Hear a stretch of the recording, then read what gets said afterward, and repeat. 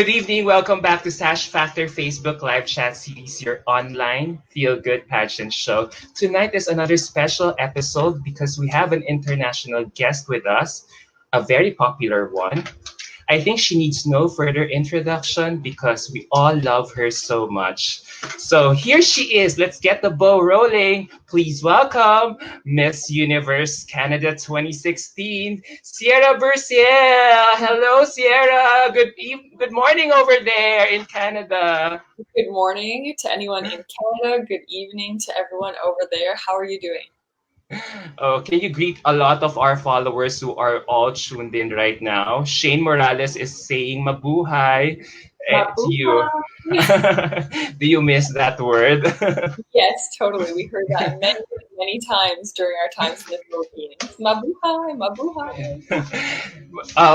Before we get started, Sierra, I want to thank you so much for agreeing to do this interview with Sash Factor. It's such an honor and privilege for you to really do this for us. We miss you so much, and it's about time we kind of check up on you on what you have been doing lately. I know you have a very successful YouTube channel right now, so but still, nothing beats having a conversation live. I'll be with you, right? Okay. Before we begin, can we say a lot of people are saying hi to you, Rafi J Diano. Hi, Sierra, mahal kita. That means I love you. Oh, Uh, oh, uh, yeah, I can see the comments.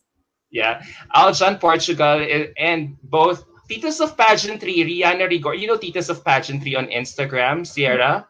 Yeah, she's also tuned in right now. She misses you, she says. Thanks, Rihanna, for tuning in. Julia Imperial is also watching. So here we go, Sierra. How has it been since after Miss Universe 2016? It seems like motherhood has really changed you for the better. So how is it like parenting during this time of quarantine? I never saw myself as being a mother when I became a mother. So I kind of had it in my head that I would wait until I was at least 30 years old to have kids. And just the way it kind of happened, I had finished law school and we opened up the opportunity. So I got pregnant and had Lily when I was 25. So that's definitely younger than I would have ever imagined. Yes. It's been the Mhm. best thing. It's been so much fun. Obviously, it has its challenges, but it's honestly been amazing. And so, for some people who have watched some of my videos, they'll know that I was 8 months pregnant when I really started my YouTube channel. Miss Universe 2018 was happening, Catriona Gray was competing, and I made a video giving my favorites, my predictions for Miss Universe 2018. And it just really took off. I didn't see that happening. I didn't predict that to happen. And so I just kept making videos. I kept sharing my favorites, sharing updates, and it ended up just doing really well. It was so much fun to do. Like I said, I was 8 months pregnant, so like I wasn't working at the time. And so I just kind of went with it. And here we are, like a year and a bit later. So You could have never started at a more perfect time. it was perfect. It was, Miss Universe 2018, like it was Catriona is really so huge on oh yeah, social media. Any piece of her is a bestseller on totally. social media. So Shane Morales is asking, where is Lily right now? She's outside. If I spy her, she's outside with Brennan, my husband, her dad, Uh-huh. and I'm sure she will make an appearance. Yay!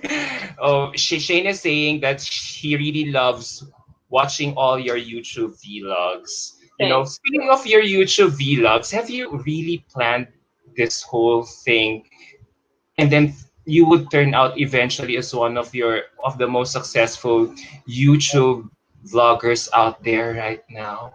Not at all. And I think I still don't really know not what to do with the platform, but I want to know what people want to see, right? And of course, people from bigger pageant countries like Philippines, like Thailand, Indonesia, they want to see videos about their contestants, which to me I love doing them because they're so exciting, they're so fun. The Philippines, South Africa now, they have so much going on with their pageants. So it's easy to cover because it's a lot of fun and there's a lot of info about the girls, there's a Hmm. lot of photos, but I always want to know what people want to see more of. So if there are people in the comments who want to see more of a certain thing, you'll have to let me know what they're saying. Yeah, because you're so successful in YouTube right now, and I also see that a lot of previous title holders, like yourself, making their own YouTube channels right now as well, but not as strong as following as yours, to be honest. So, what do you think makes you stand out from them? I don't know for sure what makes me stand out, but I think maybe part of it was that I just wasn't afraid to speak my mind when I was competing, which then, of course, translated into YouTube because I didn't. I would say I've remained the same. Like my opinions, I let my opinions be known, whether people like them or not. We're always going to disagree on something. So I think that maybe because I had such a strong go for it attitude when I competed, that maybe people resonated with that as a competitor and then they resonated with that again with me on YouTube. I'm not really sure. I don't know what it is. And I'm not super familiar with other YouTubers doing pageant stuff, so I don't know actually like what some of their experiences in the pageant world. I don't know. So I can't really say what makes me stand out because I don't know what else is out there, to be honest. Yeah, but apart from your very on point opinion, I think it also has something to do with your voice. You really have a calm and soothing voice that is so easy to listen to. That's Don't you so think so? funny. Okay, well that's good. I don't know. I always thought I had kind of like a monotone voice, but Hmm. if people think it's calming, that's amazing. I've seen that comment before, so thank you. Yeah. So apart from vlogging on YouTube right now, what has been keeping you busy nowadays? Lily keeps me quite busy, as you know, but Hmm. also Instagram. We have so much fun doing content on Instagram for ourselves, like creative content. We love shooting like in the backyard, stuff like that. But we also work with a lot of brands on Instagram, which is something I never Yes. saw coming. And nowadays, I mean, people know this, it's such a big thing. Like brands want to work with content creators to create beautiful imagery, beautiful stories, because what they would have to pay a studio to shoot that and get the same type of content, it's just a whole new world. Like social media marketing, it's a whole new thing. So Instagram is big, and then as well, it's hopefully coming soon. We've been working on an ebook for pageants and an ebook for social media. So they're not going to be anything too crazy. It's basically my personal experience. So I'm creating an ebook, sharing all of like my tips, tricks, the things that work for me, the mistakes that I made, things I wish I knew, in an ebook form, because I get a lot of requests for pageant coaching.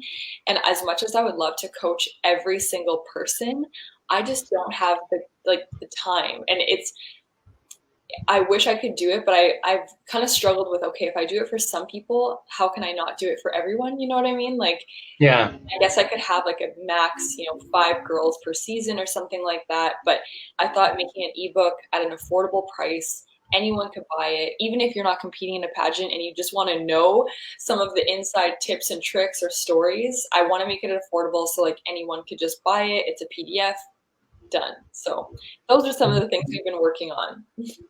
Oh. Now that you mentioned about it, so there have been a lot of girls there in Canada who have been reaching out to you, perhaps to get training from you. Yeah.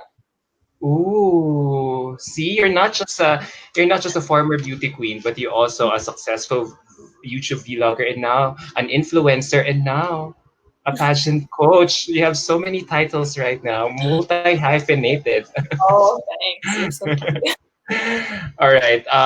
So now that um, so now that there are a lot of girls reaching out to you, uh, what do you think they need to stress on first and foremost when it comes to joining these competitions?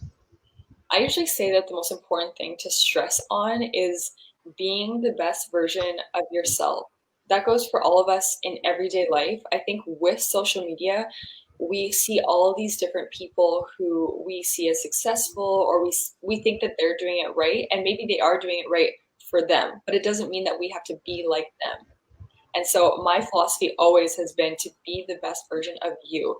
And I kind of had this experience when I competed at Miss Universe Canada in 2013. I was trying so hard to be what I thought they wanted.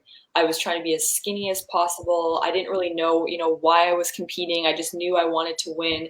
Whereas in 2016, I really wanted to show that I didn't have to be, super skinny. I didn't have to try to be something else. And even if that was the mold that Miss Universe was looking for, I wanted to hopefully show Canadian women, North American women, maybe just women around the world, that you don't have to fall into that trap of trying to be a certain body type to find success. So I think overall, my advice for girls competing is to be you. Like, ultimately be you, figure out who you are, why you want to compete. Because sometimes girls go in, they want to win, they think they want experience, but they don't really know why they're there. And that's their number one mistake to me, is you have to know why you're there, why you're competing, what you can bring to the title. And so that's my number one piece of advice. Know who you are and why you're there. Know who you are and why you're there. Yeah, makes sense. But given your experience, now that you also mentioned about it, you really have this different kind of strategy when you competed in Miss Universe. You were kind of different. You did not fit in the traditional mold of what pageant contestants should look like. So here's a question. There are so many questions coming in. There's a question from Clark Lance Custodio.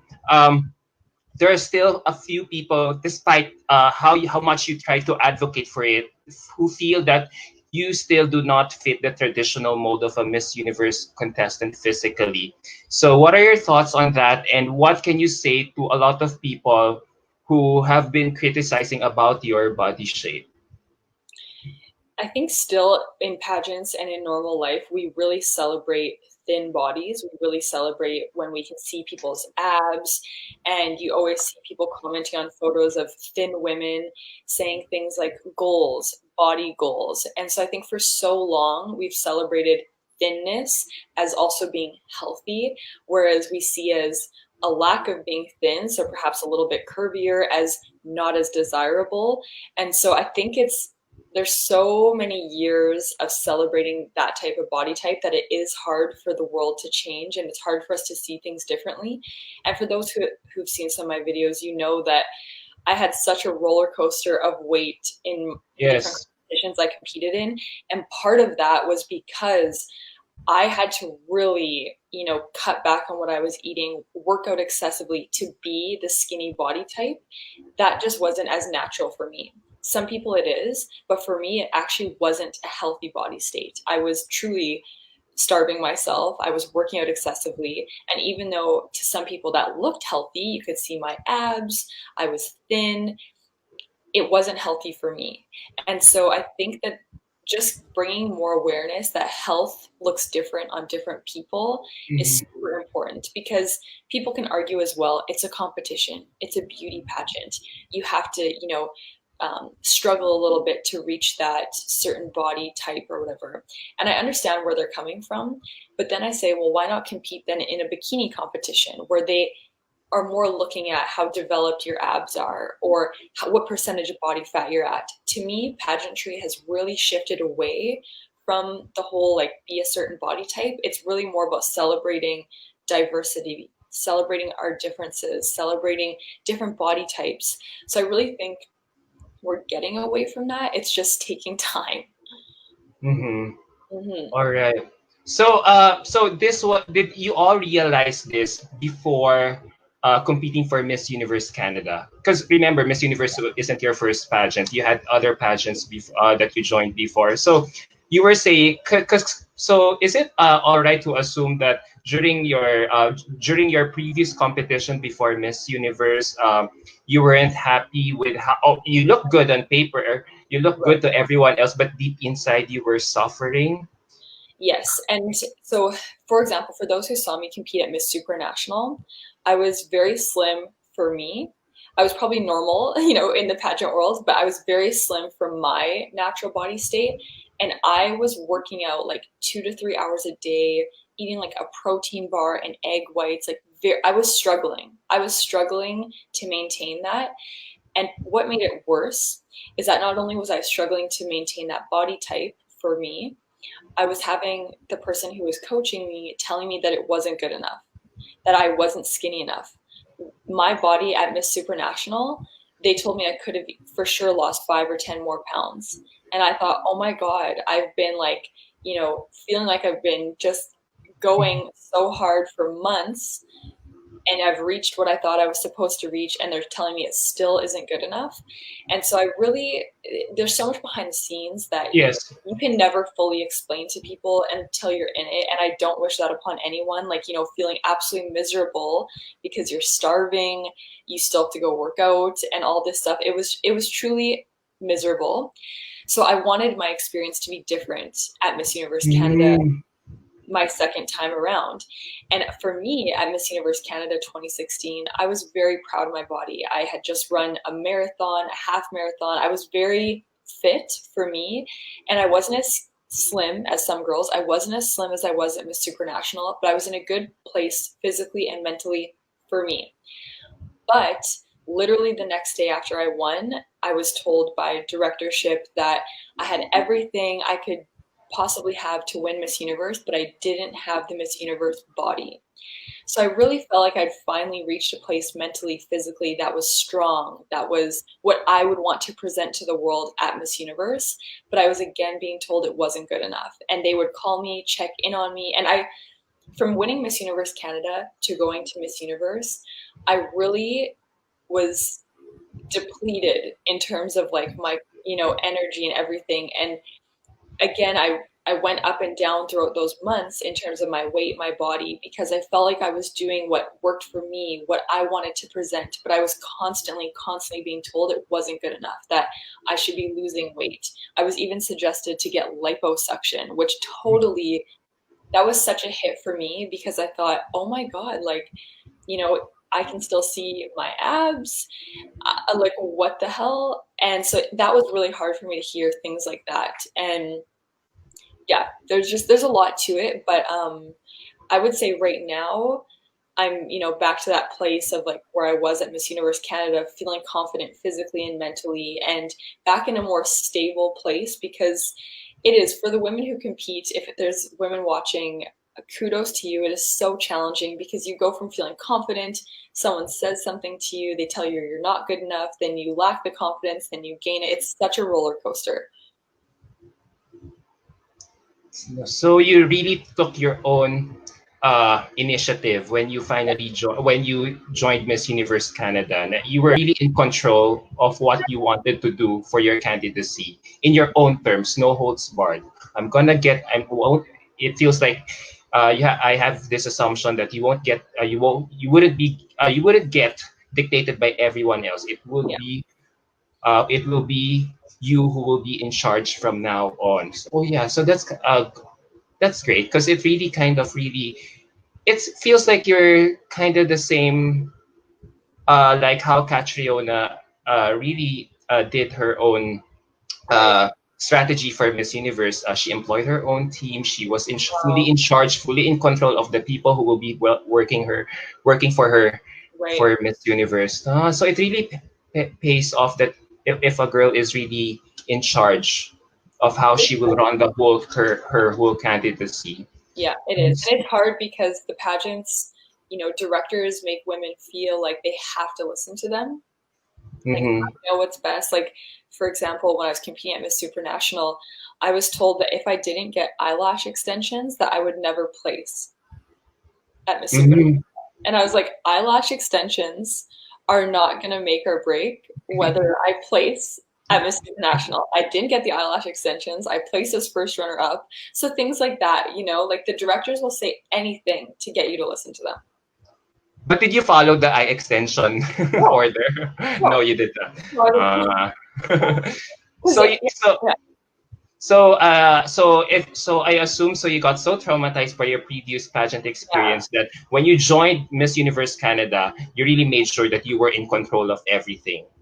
Yeah, and I ended up being not in control of everything though. I think that's kind of what was so hard about it is I was in control when I competed at Miss Universe Canada, but from Miss Universe Canada to Miss Universe, I didn't really have any control because I didn't have control of wardrobe, of my gowns, of I was being told, that I wasn't good enough. And so I wanted to have the control to be able to present my personal best self, but I've mentioned this in a YouTube video. I reached a couple points where I almost didn't go to Miss Universe. I didn't want to go to Miss Universe because I felt like I couldn't, show the world who I was because I wasn't being supported for who I was. I was being told that I just wasn't good enough. So I wanted to be able to, show my best self and be in control of who I was presenting to the world, but I wasn't. And so that's part of what made it so hard. And we talked about, you and I have talked about before, my gowns and all of that stuff.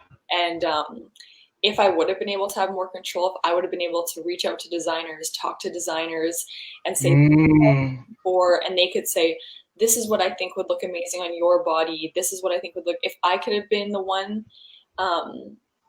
back and forth with some of that, then I think it would have turned out differently. But you just never know. All right. So, but what kept you pushing through? Yeah, despite everything that's going on, then what kept you pushing through? What kept me pushing through was being able to show other young women, namely, that you can show up to something and be different than other people and still find success, even if it's just success for you, even if it means not placing at whatever you're doing, just showing up as yourself, confidently yourself, loving yourself, and just enjoying the experience. So that kept me pushing through, was showing other young women that you can do it no matter what people say to you.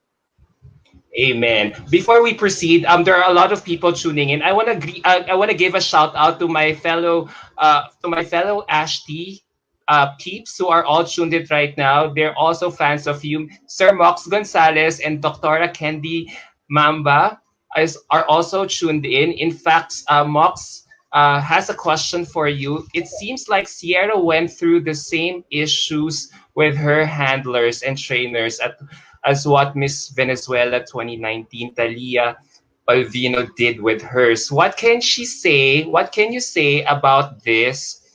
And what advice does she have for girls who are getting so much pressure from all sides? Is the crown really worth all this? It's so hard to say if the crown is worth all of it. I would say ultimately the experience that you get at Miss Universe is worth it, but it's very hard. And I talked to different girls who wanted my advice about competing at Miss Universe Canada and if it was worth it. And I ultimately said, if you want to compete at Miss Universe, yes, it's worth it, but it can be very challenging. It can be very disheartening.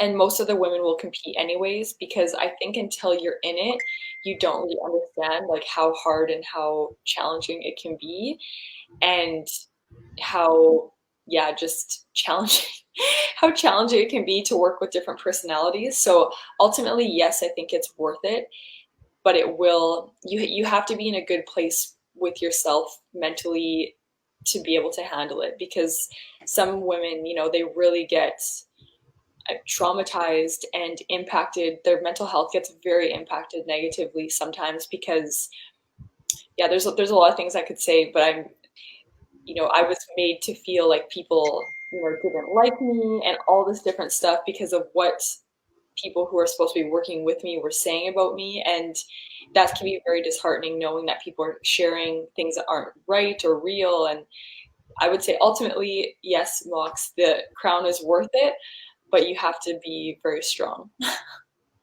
So how do you develop that strong mental fortitude? Pressure is really hard to bear.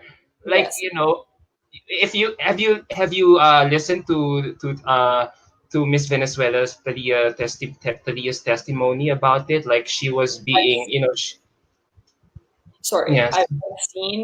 I've seen a little bit of it. I didn't listen to the whole thing. Mm-hmm. And I've seen some posts about it, definitely pageant coverage of it. And I don't know. What do you think about it? So basically, she was saying the same lines along with what you went through, that she did not basically get the support that she had expected from her organization. Right. So why do you think a lot of girls are only coming out right Now? now to speak about it? Like, I know it's because the reign is over, but like, how come you would expect that?